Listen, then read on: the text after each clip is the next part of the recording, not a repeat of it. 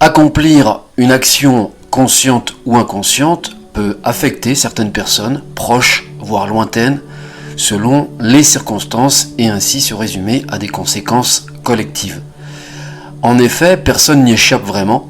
Cette souffrance collective, qui s'exprime par différentes formes de souffrance, s'appelle Kula Vedana. Bien entendu, les causes sont nombreuses et variées, tellement il y a de situations inimaginables.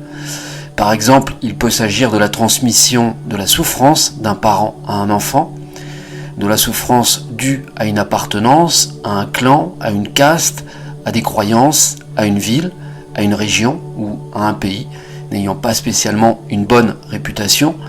Automatiquement, nous en sommes tributaires et c'est ce que l'on nomme le karma collectif. Autant dire que cette souffrance ne vient pas spécialement de nous et de nos vies précédentes.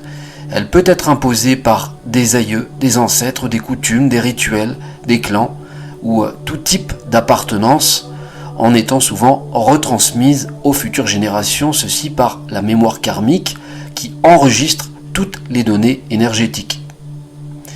Forcément, ceci explique que beaucoup de gens, surtout haut placés, sans même le savoir par leurs actions et leurs décisions, activent la roue karmique dans le mauvais sens et lègue un karma défavorable qui se répète aux futurs descendants ou à la population. Quoi qu'il en soit, l'idéal est justement de donner le meilleur de soi-même pour inverser la tendance et changer les mentalités afin d'arriver à une prise de conscience collective. Ce qui aura pour but de libérer les anciennes générations de leur karma et d'éviter aux futures générations d'être affectées par des souffrances inutiles et douloureuses dont ils n'ont sûrement pas besoin pour s'alourdir davantage avec un poids considérable. Il est temps que l'être humain arrête de pleurer sur son sort et que la majorité devienne plus responsable pour montrer la voie à suivre afin que d'autres leur emboîtent le pas positivement. C'est à cette seule condition que tout le monde pourra accomplir de grandes réalisations ensemble, main dans la main. Car la Terre regorge de beauté, de mystères, de savoirs et de secrets dont nous avons tant à apprendre encore pour évoluer vibratoirement.